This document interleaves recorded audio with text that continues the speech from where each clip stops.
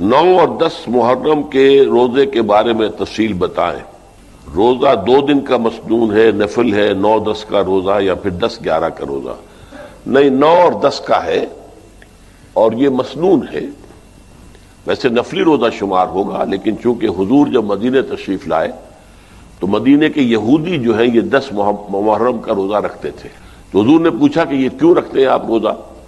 تو انہوں نے کہا کہ اس تاریخ کو ہمیں جو آل فرعون سے ان سے نجات ملی تھی اور فرعون غرق ہوا تھا اور ہم آزاد ہوئے تھے، تو حضور نے فرمایا کہ موسیٰ پر تو ہمارا حق تم سے زیادہ ہے، ہم موسیٰ کو مانتے ہیں، پوری طرح مانتے ہیں، لہذا حضور نے اپنے صحابہ کو بھی حکم دیا کہ تم روزہ رکھو، حالانکہ ابھی رمضان کا روزہ بھی فرض نہیں ہوا تھا۔ تو یہ اس وقت کا ہے، تو اس لیے روزہ 2 دن کا کہ ہم وہ یہود سے اپنے معاملے کو علیحدہ کرنے کے لیے یہ کہ وہ 1 دن کا رکھتے ہیں تو ہم 2 دن کا رکھیں گے۔